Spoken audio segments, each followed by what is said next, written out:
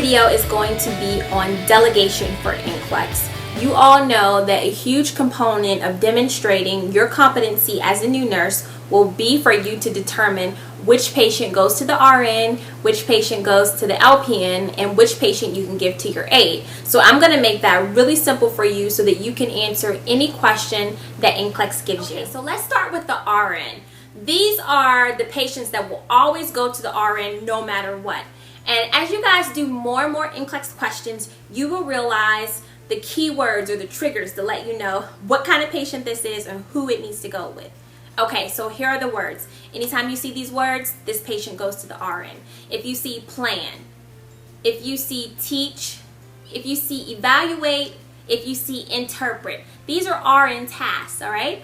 Also, any restraining or triage, okay? How about teaching? Yes, if you see initial teaching or discharge teaching, that's the RN's patient, okay? Also, patients that have new conditions, all right? If you see a patient that's a new admission, all right, or a patient that just had surgery, or a patient that's doing something for the first time. If they're eating for the first time, if they're walking for the first time after surgery, that's going to be your RN's patient, okay? Very simple. How about LPNs? What about them? If you see these words, you know the LPN is going to have this patient.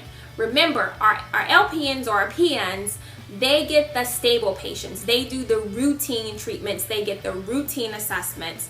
They get the chronic patients, not the acute ones.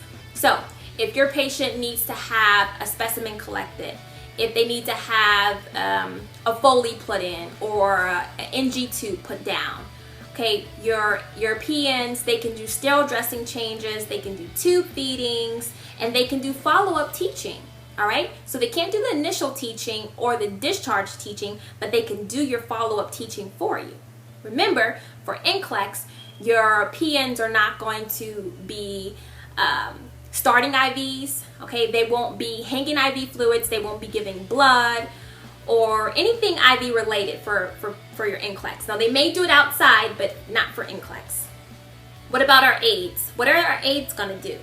Your aides get the most stable patients, all right? Because they're doing the activities of daily living, okay? So that means they're bathing your patients, they're dressing them, they're feeding them for you, all right? And that's a big help too. So just a side note to nurses, respect your aides because they help you accomplish your work, all right?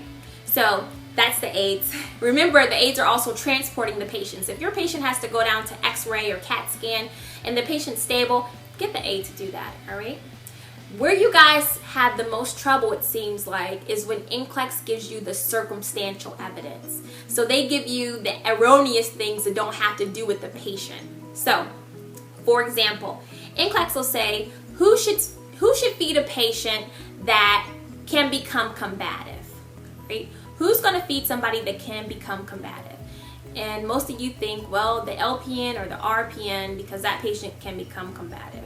But so what? The patient can become combative. Most people can become combative, but the task is who's going to feed somebody, all right? And we know the aides feed the people.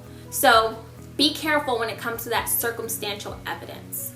Now, let's talk about floating, okay? For my RNs, you guys have to give floating nurses their assignment. Who's going to be the best patient? The easiest way to do that is to give them the most stable patient. And you're like, okay, so whatever, give them the most stable patient. I can't really help you with that because there are going to be so many different patient scenarios they can give you.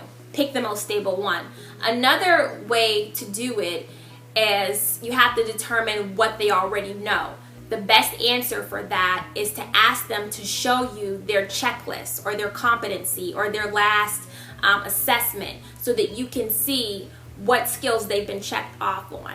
Never ever for NCLEX pick the open-ended, tell me what skills you know or tell me what you're comfortable doing, okay? Because that's subjective. People can say, oh, I'm comfortable, with an arterial line, and they have never used one before, all right? So for NCLEX, the answer you're gonna pick is the one that says, let me see your competency checklist, all right?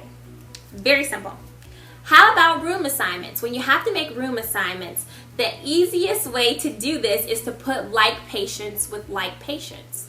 Okay, so when I say that, that means if a patient has staph infection, all right, we know staph is a contact isolation. We need to put them in a room with somebody else that has another contact isolation disease. All right, we never want to put somebody with staph with a person with a broken leg or somebody that doesn't have any kind of diseases at all, right? So like with like. And we need to go over our isolation precautions too, because those are big on NCLEX. So make sure you know which precautions for which diseases. All right, so that's the easy way to do room assignments, is like patients with like patients. And you can carry that on to your psych as well, because you may have a question that says, what about a patient that has depression or a patient that has mania? If you have a depressed patient, are you going to put them with a manic patient? No, you're going to put a depressed patient with another depressed patient, and this is how you pass NCLEX. You take the core knowledge that you know from one thing, or from one area, I should say, of nursing, and you apply it to another one, okay? And that's how you critically think. You guys already know this stuff. You know everything you need to know to pass NCLEX, all right? I'm going to help you bring it out to the forefront so that you can be successful and have the confidence that you need to sit for this test. All right, I thank you guys so much for studying with me, and I will see you soon. Bye.